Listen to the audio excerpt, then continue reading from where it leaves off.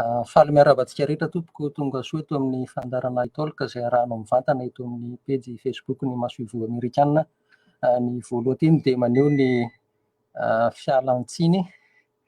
satria taraikitsika vao nanomboka.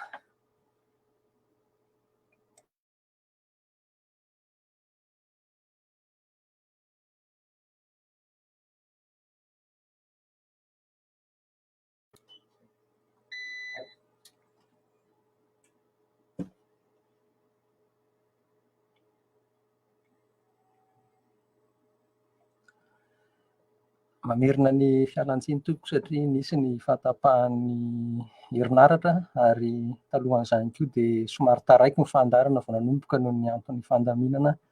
tato anatiny dia maneho ny fialan-tsiny ho antsika rehetra. Ny lohahevitra izay horesahantsika androany dia mifantoka indrindra amin'ny herinandro ny siansa mifandray amin'ny solosaina na ny hoe computer science week iarahana amin'ny vahintsika Randria Mananjara, miary Jacques Fabien dia miara-bazintsika tonga soa eto amin'ny fandarana. Ny tenany moa dia manam-pahaizana manokana amin'ny agro management ingénieur izy avy amin'ny université an'Antananarivo. Rehefa fito taona mahery izy nisehatra teo amin'ny fampandrosoana ny tontolon'ny tantsaha sy ny eny ambanivohitra ary koa teo amin'ny sehatry ny haitao ara-tserasera. Nanatotosa horonan-tsary miaina izy ho fanabeazana ireo tantsaha mba hanampy azy ireo miady amin'ny fahaizana mamaky teny sy manoratra eny ambanivohitra. Ny taona 2024 ny tenany no nandray anjara tamin'ny fandaharana Yali RLC atao Afrika Atsimo tamin'ny lohahevitra hoe Business and Entrepreneurship Development tao amin'ny Graduate School of Business Leadership tany Afrika Atsimo. Ary amin'ity atoandro ity ny lohahevitra izay nosafidian'ny vahintsika dia mitondra ny lohateny hoe ny haitao ara-tsolosaina fanohitra ho amin'ny famokarana sy ny fampandrosoana ny tontolo eny ambanivohitra. Araka ny mahazatra antsika dia omena ny vahiny ny sehatra melabelarina izay lohahevitra izay aorian'izany kosa dia afaka miditra avy hatranintsika amin'ny alalan'ny Facebook mametraka ny fanontaniana sy ny fanamarihana izay alefa mivantana ho an'ny vahintsika. Ka dia omena anao ary ny sehatra Fabien efa miandry ny mpanaraka antsika. Saotra indrindra tompoko nanome ny fitenenana. Ety am-piandohana dia faly miaraba ny mpanaraka ny fandaharana izay totosain'ny Masoivo Amerikanina eto Madagasikara sy ny Nosy Komoro amin'izao mita tao vovonana mahery kely izao ny andro zoma fa 17 ny volana Desambra taona 2024 izao. Araka nefa natolotry ny tompon'andraikitra teo dia mankalaza ny herinandro maneran-tany ho an'ny hay solosaina isika, ka noho izany dia ampanetretena lehibe ary ampifaliana lehibe ihany koa no anoloranay ny lohahevitra manao hoe ny hay solosaina fanohitra ho an'ny famokarana sy fanohitra ho an'ny fampandrosoana ny tontolo ambanivohitra. Ny tenako izay miseho eto moa dia tsy valala be ny fahalalana na faratapony amin'ny fahaizana fa kely manan-katolotra mahakasika an'izay tandrify ary kely mba manan-kozaraina amin'ny izay mba fantatra momba an'ilay lohahevitra. Koa ety am-piandohana ihany koa dia efa anteriko sady ny teny fialan-tsiny satria mivantana ny fandaharantsika ka mety hisy teny latsaka na mety hisy miboredika ny teny izay ho lazaiko ka dia efa ialana tsiny sady tompoka mety ho fahadisoana. Izay no ela fa ampifaliana lehibe no anolorako ny lohahevitra manao hoe ny hay solosaina fanohitra ho an'ny famokarana sy ny fampandrosoana ny tontolo ambanivohitra. Rehefa miresaka hay solosaina isika dia azontsika lazaina fa misy ankolafiny anankiroa lehibe ny hay solosaina. Ny ankolafiny lehibe voalohany dia ny resaka endrika sy kanto. Ho resahantsika iny aoriana kely ao fa ny lohahevitrsika moa dia hoe miompana makany amin'ny resaka famokarana sy ny fampandrosoana ny tontolo ambanivohitra, ka noho izany dia iresaka misimisy kokoa mahakasika an'ilay lafiny ara-teknika isika. Inona moa ny antony safidianana ny lohahevitra satria araka nefa nolazaina teo dia satria mankalaza ny herinandro maneran-tany momba ny hay solosaina isika, kanefa no heverinay fa rariny dia rariny raha toa ka iresaka kokoa tsika ny fanohitra ampiasantsika ny hay solosaina amin'ny famokarana sy ny fampandrosoana ny tontolo ambanivohitra satria araka ny nonay sy araka ny heverinay dia anisan'ny andro lehibe eo amin'ny toe-karena ny ho an'ny firenena sahalan'ny Madagasikara zany ny famokarana sy ny tontolo ambanivohitra. Koa manasa anareo ary anaraka mpanajana sy ampifaliana tompoko. Araka ny efa natsidiko teo dia resaka misimisy kokoa ny lafiny ara-teknika tsika amin'ny hay solosaina. Ka ny hay solosaina dia mizara sampana roa ny lafiny ara-teknika. Misy ny sampana anankiray izay mikirakira ny ataontsika hoe resaka famolavolana sy resaka fikirakirana ary famoronana sy fanoratana ny baiko sy ny kajy izay atao amin'ny solosaina. Ary misy ny rantsana anankiray izay miresaka ny fikirakirana sy ny famolavolana ny fitaovana izay ampiasaina amin'ny solosaina. Ary raha iresaka fanohitra ho an'ny famokarana tsika dia rariny dia rariny raha toa ka iresaka misimisy kokoa tsika mahakasika ny ilay rantsana anankiray any amin'ny famolavolana sy ny fikirakirana ny fitaovana amin'ny solosaina. Dia manao toy izao ary ilay izy. Mba hampazava ny fanazavana izay hoentiny eto izay niazahana notsorina arak'izay tratra dia ho azavaintsika amin'ny fomba tsotra hoe manahoana ny fomba farafitry ny solosaina. Amin'ny ankapobeny dia misy ny vata solosaina. Ary ny vata solosaina dia tompona andraikitra amin'ny fikirakirana ireo atotam-baovao, fanaovana ny fanatanterahana ny kajy sy ny fanaovana ny lamina rehetra amin'ny rafitra tanatohatra mba ho fanatanterahana amin'ny baiko. Ka mba hahafahan'ny atotam-baovao miditra ao anatin'ny vata solosaina dia misy zany ny fidirana. Ny fidirana dia mety ho fitaovana. Misy ihany koa ny fivoahana. Ny fivoahana ihany koa dia mety ho fitaovana. Raha iresaka tsika zao hoe manahoana ny fitaovana raha ohatra hoe amin'ny sehatra famokarana zany ny fomba fanangonana atotam-baovao ho kirakiraina ny vata solosaina dia afaka miresaka tsika hoe fitaovana tahaka ny hoe fitaovam-piotazana ny tany maripana ohatra eny an-tsaha. Ohatra anankiray manaraka afaka miresaka ihany koa tsika momba ny fitaovam-piotazana ny tany herin'ny 9 andro. Afaka miresaka ihany koa tsika ny fitaovam-piotazana ny tany amandona. Afaka miresaka ihany koa tsika ohatra ny fitaovam-piotazana ny tany singa rehetra izay kirakiraina sy miasa ho an'ny famokarana eny an-tsaha sy ny sisa sy ny sisa. Ireo angom-baovao rehetra ireo dia ho ampiasaina hitsofoka ao anatin'ny vata solosaina ho kirakiraina avokoa izy ireo. Ary eo indrindrany no mahatonga an'ilay hoe nalay rantsana anankiray mahakasika ny fikirakirana sy famolavolana ny fitaovana amin'ny solosaina dia mifameno amin'ilay rantsana anankiray mahakasika ny fikirakirana sy famoronana ireo baiko sy kajy amin'ny solosaina. Mifameno ireo satria ny rantsana anankiray resahako farany teo zany dia ampiasa izay fahaizana sy fahalalana rehetrarehetra azo tamin'ny alalan'ny fikarohana sy fandiniana momba ny famokarana ahafahana mikirakira zany ireo angom-baovao azo tamin'ireo fitaovana ahafahana mampiditra ny angom-baovao anatin'ny vata solosaina ireo. Ny aty amin'ny fivoahana zany raha ohatra resaka famokarana ny resantsika dia azontsika lazaina ihany koa, azontsika raisina ihany koa hoe andeha ataontsika ohatra ny hoe fitaovana ihany koa zany ny aty amin'ny ny lafiny ny vokatra na valiny andrasana zany izay mivoaka. Ohatra hoe mety ho fitaovana io tahaka ny hoe tafo ohatra, mety ho fitaovana io tahaka ny hoe fantsona fanondrahana eny an-tsaha, mety ho fitaovana io tahaka ny hoe fitaovam-piterena ronono raha ohatra hoe miresaka fiompiana momba vavy be ronono sy ny sisa sy ny sisa. Ny mahazava-dehibe an'izay fomba firafitry ny solosaina izay niresantsika teo izay dia satria ahafahantsika mahazo valiny eo no eo amin'ny resaka fikarakarana ny raharaha rehetra eny an-tsaha. Ohatra amin'ny ohatra kely hoe raha toa ka ny fitaovam-piotazana ny ohatra hoe ny tany maripana ohatra manome maripana somary efa niakatra ambony dia izay angom-baovao izay no kirakirain'ny vata solosaina ary ivoaka aty amin'ny fitaovana fikarakarana ny aty an-tsaha aty ohatra hoe isy tahana rano fanondrahana eny an-tsaha ohatra ny avoaka an'ilay fantsona fanondrahana mifanaraka amin'izay. Ohatra izany ohatra ihany koa hoe ny fitaovana tahaka ny hoe ny fitaovam-piotazana ny tany herin'ny 9 andro ohatra ny raha manome hoe somary efa niakatra ny hain'andro dia izay angom-baovao izay ho kirakirain'ny vata solosaina ary amin'ny baiko izy aty amin'ny fitaovana izay mivoaka hoe ho fandanjalanjana zany fivoahana sy ny fidin'ny tafo eny an-tsaha. Izay zany raha ohatra resantsika amin'ny fomba tsotra hoe ahoana no mahafanohitra ny fifehezana ny hay solosaina amin'ny resaka famokarana. misy teboka lehibe mahazava-dehibe an'izay satria raha ohatra indray tsika miresaka hoe fikarohana mahakasika amin'ny famokarana dia toy izao mahafanohitra azy satria raha teo aloha tsika andeha ataontsika hoe manao fandiniana fikarohana midina eny an-tsaha mandray atsoratra ny angom-baovao rehetra dia midina eny an-tsaha maraina atoandro harivana isan'andro izany hoe misy feim-potoana lavalava zany ahafahantsika manao an'ilay fikarohana sy fandiniana eny an-tsaha kanefa ny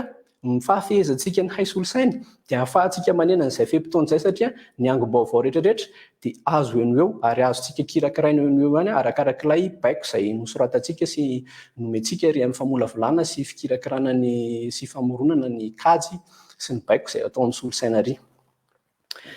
Manarak'izay raha nanaraka tsara tsika izany ankeo ny tena mahazava-dehibe indrindra ny fahafehezana ny hay solosaina eo amin'ny lafin'ny famokarana dia tsy vitany hoe ahafahana manatsara ny famokarana ihany ny vokatry ny famokarana ihany ilay fahafehezana ny hay solosaina fa raha nanaraka tsara tsika dia fanohitra ihany koa izy satria ahafahana miatrika sy ahafahana mamokatra ao anatin'ny fiovaovan'ny toetrandro. Izay teboka lehibe tsara ho resana satria arak'ilay fandresana teo ny angom-baovao rehetra izay voaray avy amin'ilay fitaovana izay mampiditra ny angom-baovao atao anatin'ny vata solosaina dia eo no eo ihany no fikirakirana azy ary ny valiny izay ho azontsika dia eo no eo ihany avokoa ny zavatra rehetra mitranga izay baiko omen'ny vata solosaina amin'ny fitaovana izay karakara sy anatanteraka ny raharaha rehetra izay miseho eny an-tsaha. Izany hoe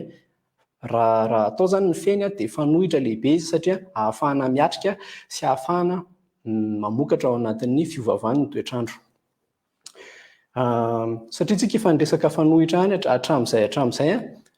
ao anatin'ilay loha hevitra izay resantsika dia aoriana kely ao zany dia tsy maintsy ho resana avokoa hoe inona daholo ary mety vato misakana amin'izay hoe fampiasantsika ny fahalalana mahakasika ny hay solosaina mba ahafahana mitondra antsika makany ny fampiroboroboana ny famokarana sy ny fampandrosoana ny tontolo ambanivohitra izay. Fa miteboka lehibe tsara ho resana ihany koa indrindrandrindrany dia ilay ao anaty loha hevitra ilay tapany faharoa ao anaty loha hevitra manao hoe ny hay solosaina dia fanohitra ho an'ny fampandrosoana ny tontolo ambanivohitra. Ka rehefa miresaka fampandrosoana ny tontolo ambanivohitra tsika dia eo indrindra no idirantsika amin'ilay rantsana anankiray faharoa resana teo aloha manao hoe rantsana izay mahakasika ny fikirakirana famolavolana sy fanoratana ny baiko sy ny kajy rehetra ao anatin'ny solosaina. Ka io rantsana niresantsika io dia mizara roa mazava tsara. Misy ny sampana anankiray izay miresaka fotsiny mahakasika ny tambajotra, mahakasika ny tambajotra mpifandraisan'ny samy solosaina zany ohatra hoe ny tambajotra maneran-tany tahaka ny internet, ary misy ny sampana anankiray izay miresaka fotsiny mahakasika ny fibaikoana sy ny fanatanterahana ny kajy ary ny fandrindrana sy ny fikirakirana ny antotanisa. Ka raha iresaka fampandrosoana ny tontolo ambanivohitra tsika amin'ny alalan'ny fampiasana ny hay solosaina dia eo indrindra no idirantsika amin'ilay hoe fikirakirana sy fandrafetana ary fandrindrana ny antotanisa.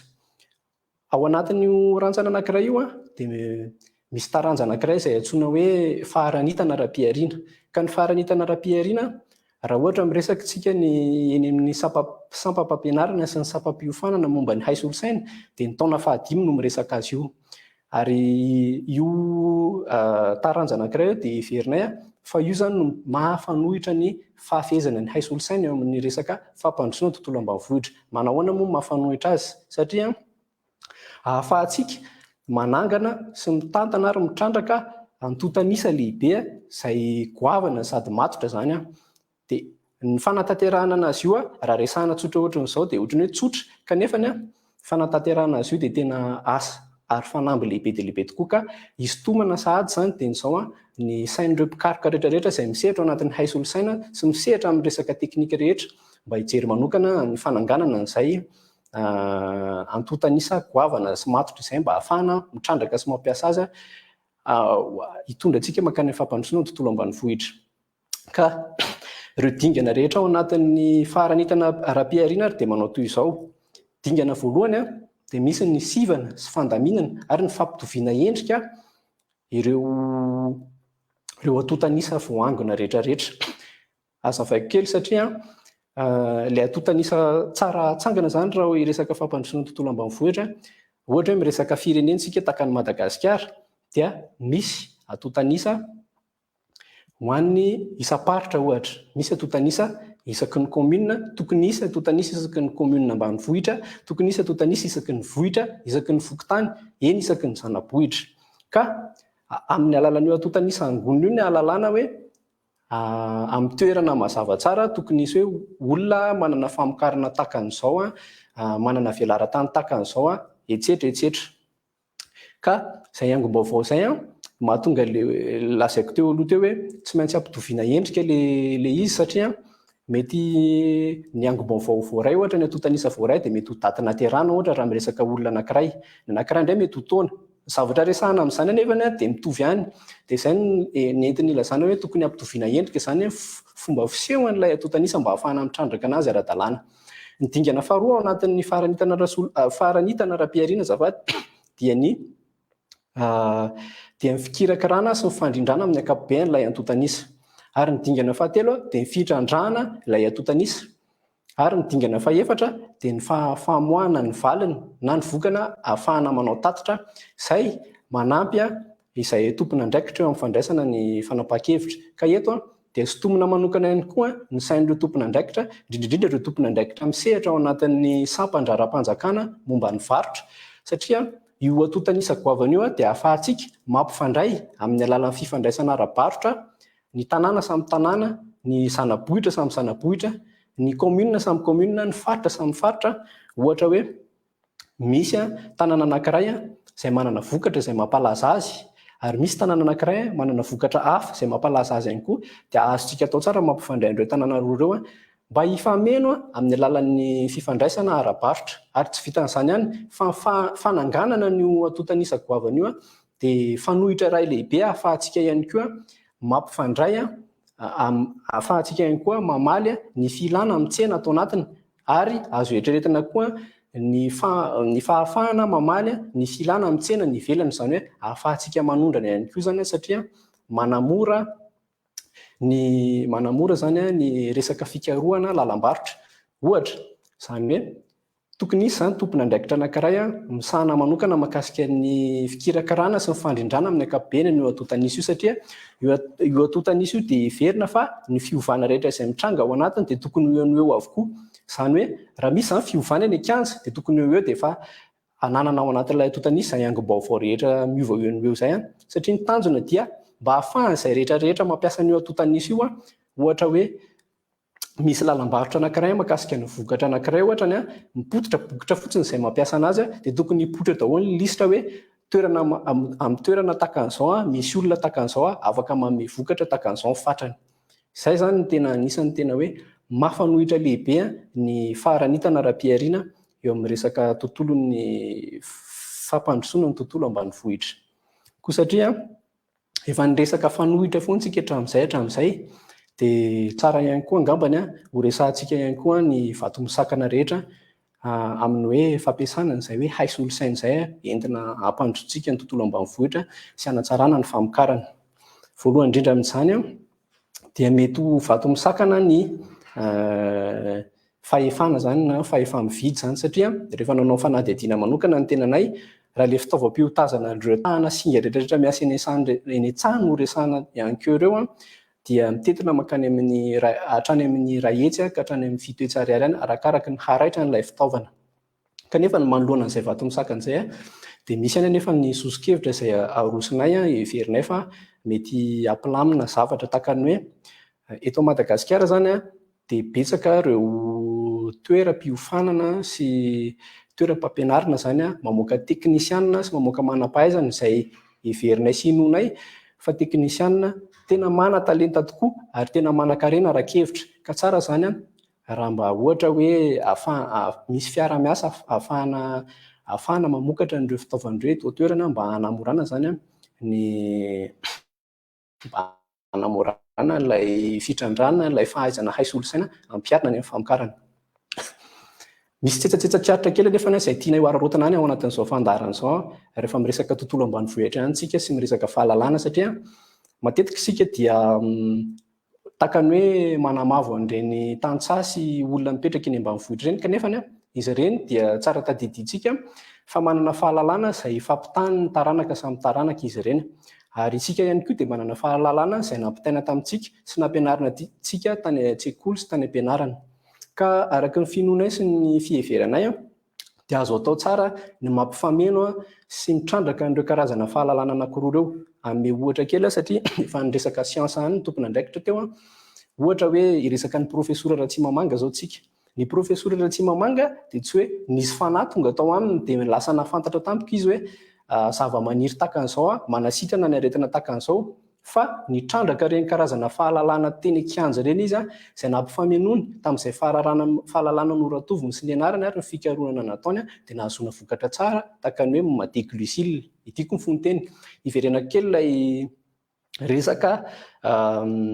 vato misakana teo. Mety ho vato misakana ihany koa makasika ny resaka fikirakarana ny fitaovana izany no ampiasainy eny an-tsaha ohatra ny tsy fandriampahalemana, satria tsy voatery ny olombelona ihany na voatery ny biby tahaka ny hoe omby ny manintona ny olon-dratsy ankehitriny, fa mety ho ny fitaovana ihany koa dia hanintona ny olon-dratsy. Ary zava-dehibe tsara resahana koa rehefa miresaka an'izay vato misakana izay ihany, rehefa mifampiresaka tamina mpahay tao solosaina ny tenako dia nanazava ary zareo fa hoe eo amin'ilay ao anatin'ny vata solosaina dia misy singa bitika mpanatanteraka kajy maro be, ka ilay mampifandrindra zany ilay mampifandrindra ilay kajy mba hirindra sy hilamina tsara ao anatin'ilay vata solosaina dia efa anisan'ny fanamby lehibe sy sarotra dia sarotra ihany koa. Ka andritra niteriko any ny teny izay nolazaiko hoe eto dia manintona hatrany ny sain'ireo mpikaroka sy ny manam-pahaizana rehetra na amin'ny hay solosaina na amin'ny teknika hafa mba hitodika kokoa ny amin'ny sehatra famokarana. Izay angambany aloha raha ohatra hoe resaka vato misakana, satria efa noresahako taria aloha taria fa mizara roa lehibe ny taranja hay solosaina, dia ny lafiny ara-teknika izany ary ny lafiny endrika sy kanto. Dia tsara ihany koa ngamba miresaka ihany koa ny hoe manahoana moa zany ny tokony mahazava-dehibe ilay lafiny endrika sy kanto izay matetika mety ho adinodinontsika. Ny lafiny endrika sy kanto dia mifameno amin'ny lafiny ara-teknika. Raha ohatra hoe ilay fampitaovana teny an-tsany resahako teo zao heverinay sy hinoanay fa mety ho tsaratsara kokoa, mety hampazoto an'izay olona mikarakara sy izay mpikaroka sy mpandinika hidiny eny an-tsaha eny an-kianja eny raha toa ka zavatra manintona ny masony kokoa no hitany eny, toy izay fitaovana fotsiny amin'izao ka hoe ny teknika fotsiny mandeha fa somary no atao tsinotsinona zany ny lafiny endrika sy kanto. Ohatra anankiray raisiko ihany koa mahazava-dehibe ny endrika sy kanto rehefa niresaka tsika hoe ny hay solosaina dia misy rantsana anankiray miresaka momba ny fikirakarana sy ny fandrindrana ary ny famolavolana an'ireo hoe lazaintsika hoe tambazotra amin'ny solosaina samy solosaina, ohatra hoe ny tambazotra maneran-tany tahaka ny hoe internet. Amin'io sampana io zany dia misy ireo mpamorona ny tranokala. Raha ohatra zany ka misy tranokala anankiray foronina ka ohatra hoe somary tsy dia nijerena loatra ny lafiny endrika sy kanto, ka misy tranokala anankiray mitovy asa amin'iny kanefa nasiana asa misimisy kokoa tao amin'ny endrika sy kanto, dia hitanay zany ary nonay fa rariny dia rariny raha ohatra ny olona ka andeha hitsidika kokoa amin'ilay tranokala sady mandeha no tsara ny endrika sy kanto ao aminy. Dia tahaka an'izany ihany koa ny siansa ihany koa dia mifameno ny votoatin'ilay fikarohana sy ny endrika isehoan'ilay fikarohany. Takan'izay zany ny zavatra hitanay hoe teboka tsara notsindrina tao anatin'ny lohahevitsika hoe ny hay solosaina dia fanohitra ho an'ny famokarana sy ny fampandrosoana ny tontolo ambanivohitra. Dia misaotra anareo nanaraka hatramin'ny farany ary ety am-pamaranana dia averiko any amin'ny tompon'andraikitra angamba ny fitenenana. Misaotra indrindra tompoko. Dia ankasitrahantsika feno ny vahiny Rabe Mananjara Miarzaka Fabien namelabelatra tamin'ny teny malagasy izay misy voambolana maro irahantsika mihaino, irahantsika mandray, azo heverina hoe irahantsika mianatra ihany koa satria tsy mora zany amin'ny lafin'ny teknôlôjia nandikana tamin'ny teny malagasy ny zavatra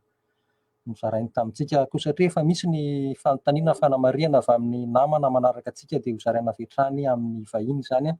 avy amin'ny Sidonie Emerande no manolotra ny fanamarinana fanontaniana dia hoe miarahaba ary mankasitraka fa mianatra voambolana amin'ny teny malagasy be dia be satria tsy mora ny manazava ny resaka teknôlôjia amin'ny teny malagasy ranoray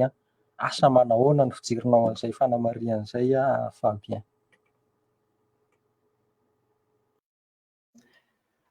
Raha ny fanabeazana izay namen'ny ray aman-dreninay sy ny fanabeazana voarainay tany an-tsekoly dia ny manao hoe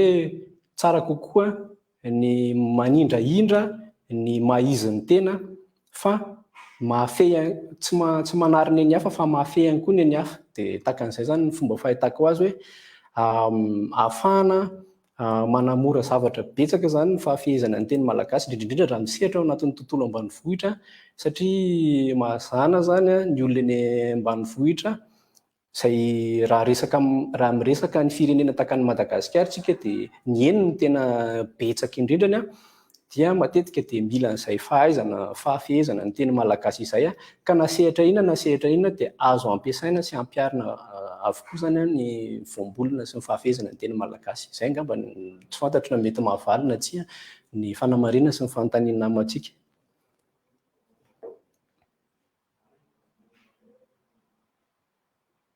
Dia misaotra betsaka iverintsika fa nahavalina ny fanontaniana namantsika izay satria efa misy fanontaniana hafa avy amin'ny mpanaraka antsika amin'ny page Facebook amin'ny vaky toy izao hoe miarahaba tompoko ny solosaina ampiasaina ho amin'ny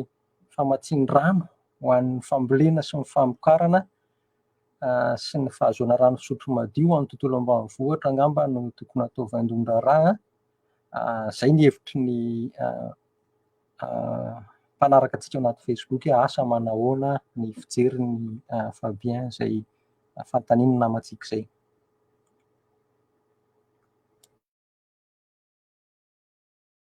Fanamariana ombako manana ilay fanamariana nataony namantsika teo, satria raha antsika mahalala tokoa fa misy ny olana amin'ny resaka famatsian-drano dia izany rehetrarehetra izany araka ilay noteneniko teo dia misy ny karazana fahalalana izay azontsika kitrandrahana, na io fahalalana ny fampitana amin'ny taranaka samy taranaka, na io fahalalana izay nianarantsika sy noratovintsika tany am-pianarana azontsika ampivadiana tsara amin'ny fahafehezantsika ny hay solosaina ohatra.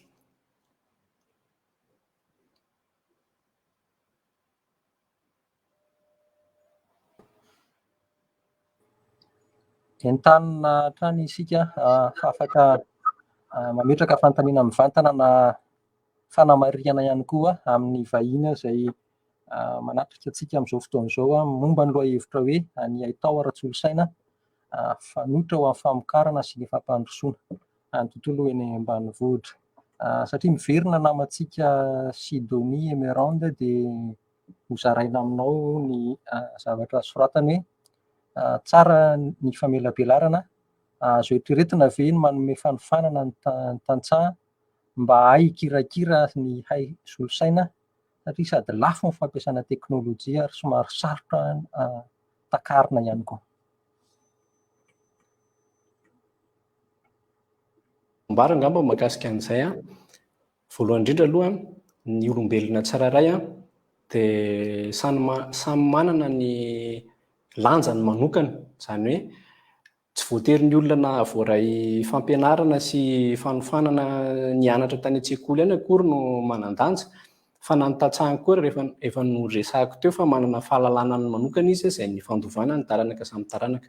Raha mahakasika ny hay solosaina indray raha araka ny fandinihana nataoko izao dia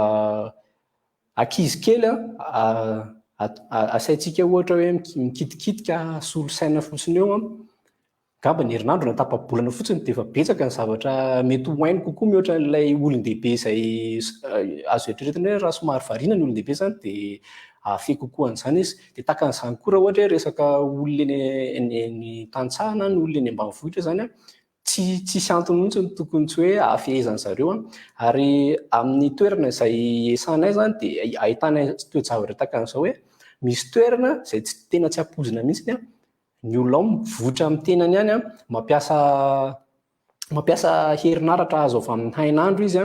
ary mampiasa tambajotra-pifandraisana, mampiasa solosaina. Dia takan'izay zany ny teneniko hoe manan-danja daholo ny olona tsirairay ary azo atao tsara ny manome fiofanana an'zareo na tsy hofanana koa izy fa na mikitika fotsiny dia misy zavatra mety ho hainy betsabetsaka kokoa.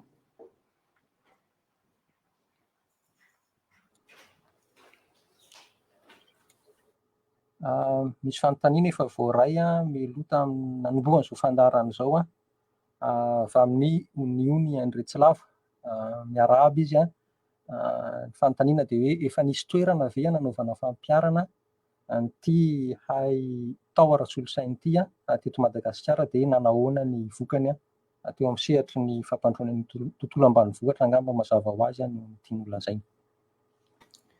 Eny tompoko, raha eto Madagasikara dia betsaka ny zavatra mety tsy ho fantatritsika ary mety tsy ho ampoizitsika, satria amin'ny ankapobeny izany ny fomba fahitana ny olombelona eto Madagasikara dia tsy dia tena tia sehoseho, tsy dia tena tia mideradera, fa araka ny finoanay dia tena misy tokoa no efa mampiatra, fa angambany mbola hitan'ny tompony fa mbola tsy amin'izao vanim-potoana izao angambany ahafahana mampiranty sy mampiseho ny fandehan'ny vokatra sy ny tombontsoa rehetrarehetra azo mahakasika ny fampifandraisana ny hay solosaina sy ny tontolo famokarana.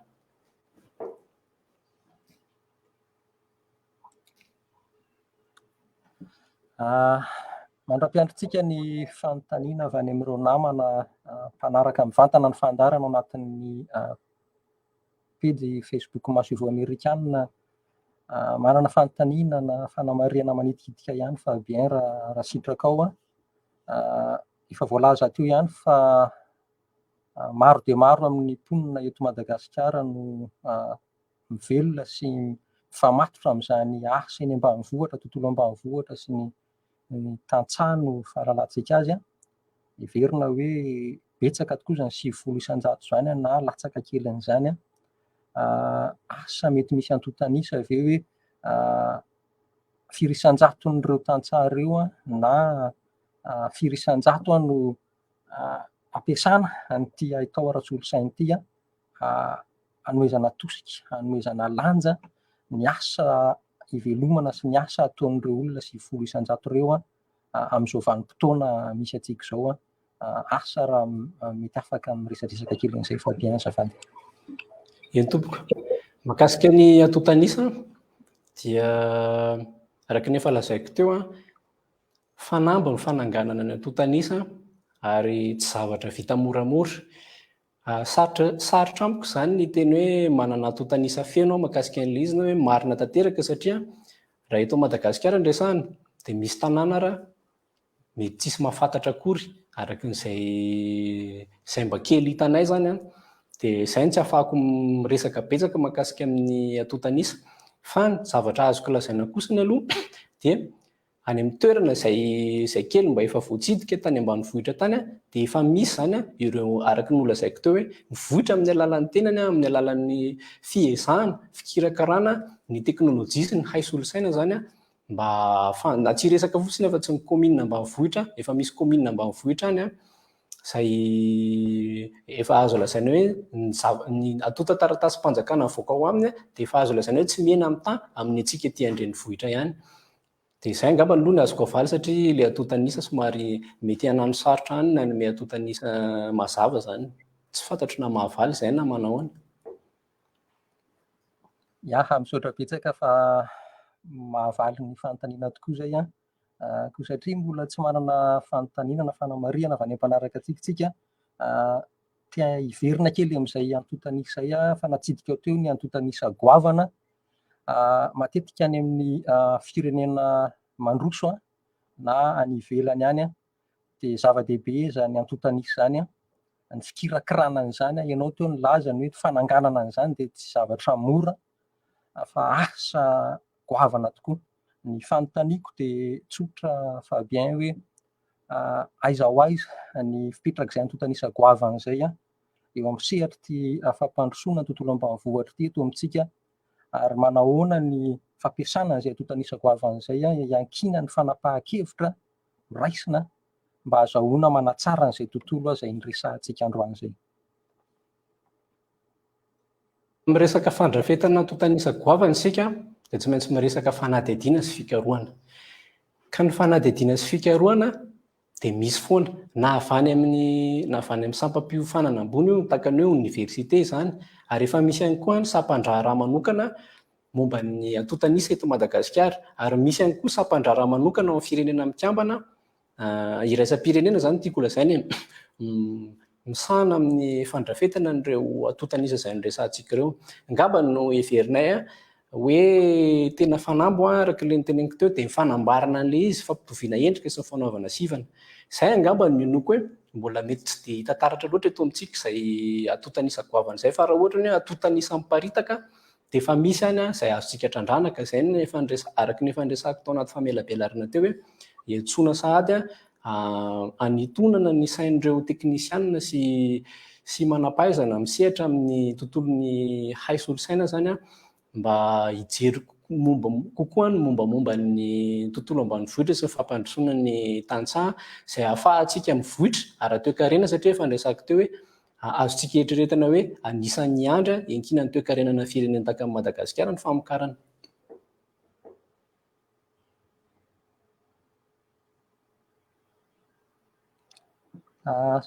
Saotra betsaka amin'ny valim-panontaniana tompoko, ary misy fanontaniana voaraintsika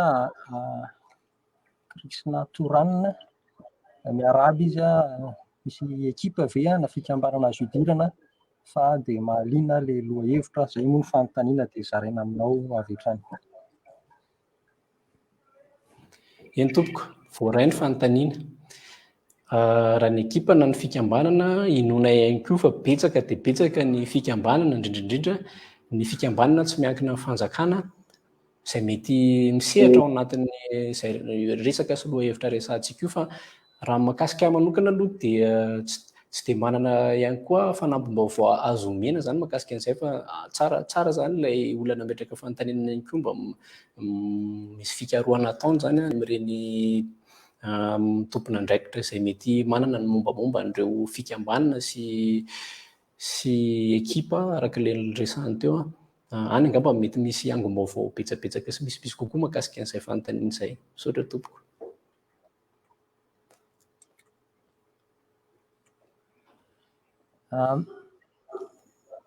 Miresaka ny fampiasana ny atao ara-solosaintsika eo amin'ny tontolo fampandrosoana ny tontolo ambanivohitra, asa mety azonao resahana ve hoe manahoana ny fomba fijery na fomba fandraisan'ny tantsaha an'izay atao ara-solosaina izay rehefa nisy ny mety hoe asa na torolalana na fitarihana na fampianarana ny zareo na fampahafantarana azy hoe zao ny lanjan'ity atao ara-solosaina ity ao fampandrosoana n'ity tontolo misy antsika ity.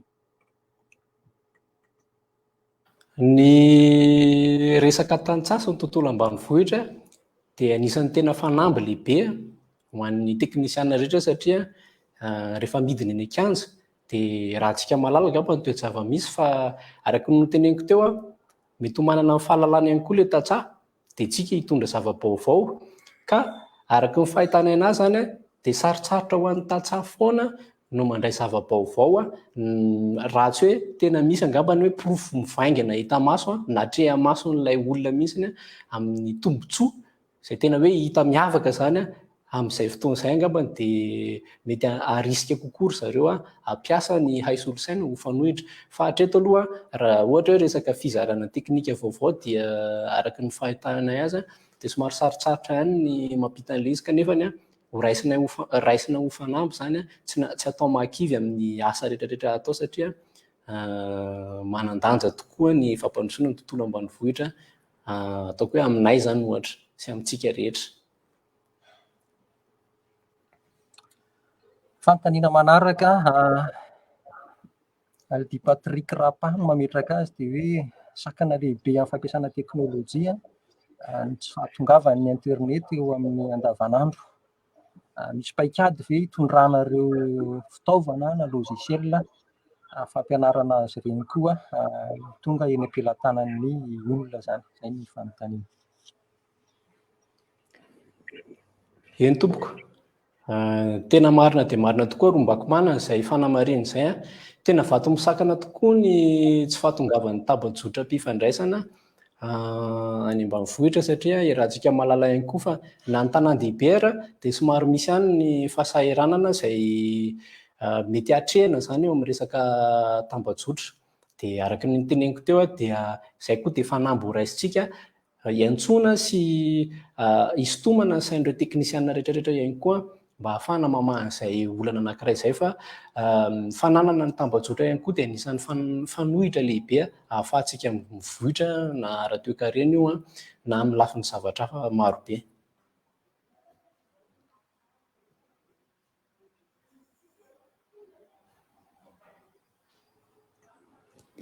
Efa mandeha ny taonatsika, entanitsika raha manana fanamarihana na fanontaniana ho an'ny vahiny dia azonao avy hatrany atao no mametraka izany fanontaniana izany eto amin'ny fandarana nozaraina amin'ny vahintsika. Mampatonga ny fanontaniana tompoko miresaka ahitana solosaintsika ary mampiasa izany amin'izao fandarana izay atrehantsika amin'izao fotoana izao no ny antony ara-pahasalamana irahantsika misy eto amin'ny firenena sy eran'izao tontolo izao. Miresaka tantsaha ihany koa tsika sy tontolo ambanivohitra. Asa re raha ny fijerinao azy mety misy tantsaha ve mety manaraka amin'izao fandarana izao satria ry zareo no resahantsika mivantana eto amin'izao fampiasana ny teknôlôjia izao. Tsy fantatro amin'ireto olona mametraka fanontaniana sy fanamarihan'ireto tsy nisy nilaza aloha mivantana hoe za dia tantsaha very amin'ity faritra ity na tena mikirakira tokoa ny asa momba ny tany sy ny fambolena sy ny mifandray aminy asa manahoana ilay olona eny amin'ny tontolo ambanivohitra niara-niasa taminareo ve mety mahafantatra hoe nandeha ity fandarana ity dia mety manaraka ry zareo sa manahoana ny fijerinao manokana an'izay zavatra izay. Dia betsaka ho an'ny zava-baovao mety ho fantatritsika sy ny zavatra mety tsy ho ampoizitsika rehefa tena midiny kianja eny ambanivohitritsika. Ny teny ianao hoe mety misy manaraka ve tantsaha n'izao fandarana izao dia ny valiny dia hoe eny inoko, tena inoko tokoa fa tena misy tantsaha manaraka an'izao satria any amina toerana tsy ampoizina dia ahitana an'ireny fahitalavitra vahiny ireny mandeha any dia izay no tenenako hoe azo eritreretina sy azo inoana tsara mihitsy fa misy tantsaha manaraka any fa mety mbola tsy nametraka fanontaniana fotsiny izy.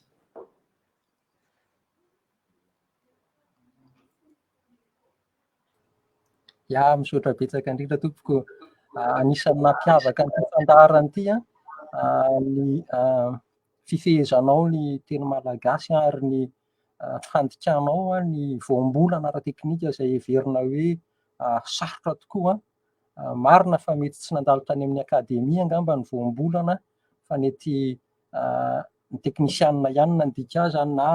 nareo ao amin'ny ekipa izay miaraka misehatra amin'izao tontolo izao mety azo fantarina ve misy fotoana lava ve nandikanareo an'ireo voambolan'ireo tonga amin'izao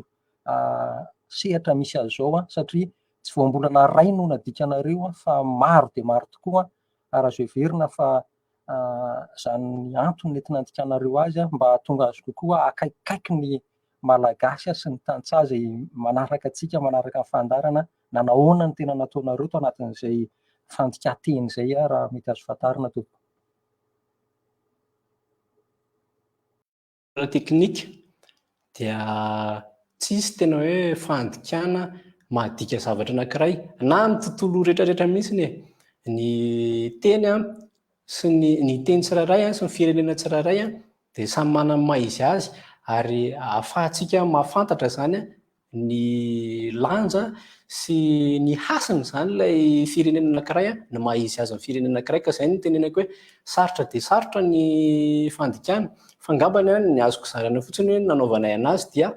izay hevitra hitanay hoe manakaikaiky tsy naka velively izay tompoko ny hevitry ny akademia fa izay hevitra hitanay hoe mahadika an'ilay voambolana izany no nampiasainay mba entina manazava mba entina mahatsotra kokoa ny fanazavana rehetra izay nentina.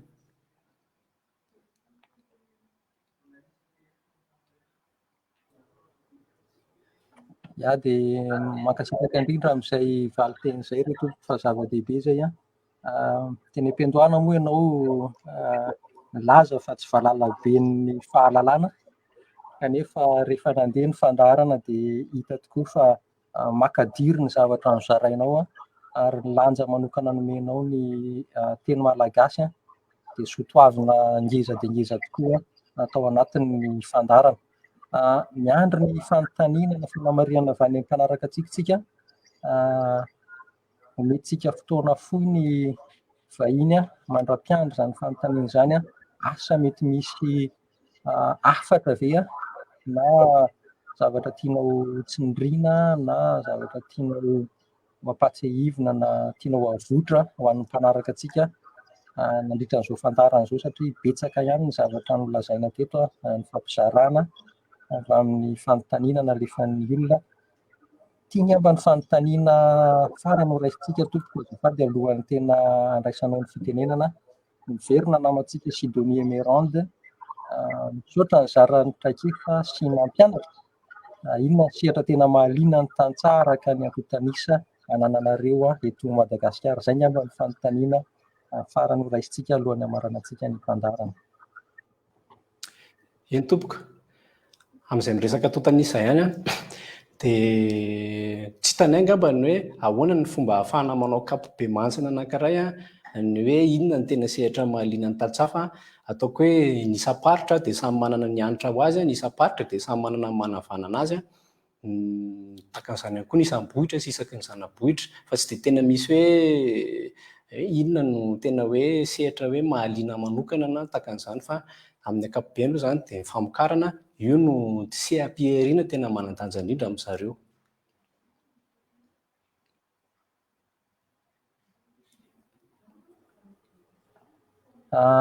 Eny ary efa tonga amin'ny famarana antsika tompoko, asa inona ny azonao ampitinana izay dinidinika izay ny afatrao ho an'ny mpanaraka ny fandarana tompoko. Eny tompoko, misaotra indrindra na nomeny fitenenana. Ny afatra ho an'ny mpanaraka ny fandarana rehetra dia efa nolazaina teo ihany fa somary antitra terika ihany ny tantsaha sy ny olona any ambanivohitra dia tsy tokony ho mavomavoantsika satria efa nolazaiko teo fa manana fahalalana azy manokana izy, manana fahalalana izay mety tsy ho fantatritsika izy, manana fahalalana ny fandovany ny taranaka samy taranaka izay nampitaina taminy, ary izany karazana fahalalana izany hoy teo dia azontsika ampifaminona tsara amin'ny fahalalana izay nianarantsika sy noratovintsika tany am-pianarana sy ny toeram-piofanana isan-karazany mba ahafahana mahazo vokatra tsara. Dia efa nilaza ohatra moa teo aloha teo fa tsy averiko intsony. Ny faharoa manarakaraka an'izay dia eny misarika dia misarika ny saina ireo mpikaroka sy ny teknisianina rehetra ao, na amin'ny hay solosaina io na amin'ny izay mety ho teknika ahafahantsika mivohitra, satria raha antsika malala fa ny sehatry ny famokarana sy ny tontolo ambanivohitra dia anisan'ny andrekiana ny toe-karenana firenena tahaka ny Madagasikara, ka tsaratsara kokoa ngambany raha somary mitodika kokoa makany zany ny fikarohana rehetra izay ataontsika mba ahafahantsika miara-miarina zany ara-toe-karena amin'ilay resaka fiarikarena vaobe. Izay angamba no afatra azona tolotra androany, dia mankasitraka ny mpikarakara ny fandaharana dia mananditra ny fisaorana sy fankasitrahana ihany koa ho an'ny mpanaraka rehetra na fohy fotoana nijery sy nanjoy an'izao fandaharana mivantana ampitain-davitra izao. Misaotra indrindra tompoko, mirary soa. Dia fankasitrahana feno no natolotra anao Randriamananjara Miarzaka Fabien, nanome fotoana ny zara traikefa nanolo-kevitra, nanome soso-kevitra nandritra ny fandarana, ary mankasitraka ihany koa ny teknisianina sy izay namanao, ekipanao niaraka nanatontoso izao fandarana izao any amin'ny toerana misy ianao. Misaotra antsika rehetra nanaraka ny fandarana hitolika tsy ny androany ihany fa nandritra nyity taona diavintsika ity, satria tokoa ity ny fandarana hitolika farany amin'ity taona ity, dia mankasitraka antsika rehetra nanaraka izany. Manantena antsika rehetra hanao fety sambatra ary ho todosoa ny taona vaovao, samby ho salama tsara, ho tafahona indray eto amin'ity fandarana mamitsika ity amin'ny taona vaovao, amina loha hevitra vaovao, dia mametraka ny mandram-piaona tompolasy tompom-bavy. Misaotra ny ekipa rehetra tao amin'ny maso ivoa amerikanina, dia mirary soa antsika rehetra veloma tompoko.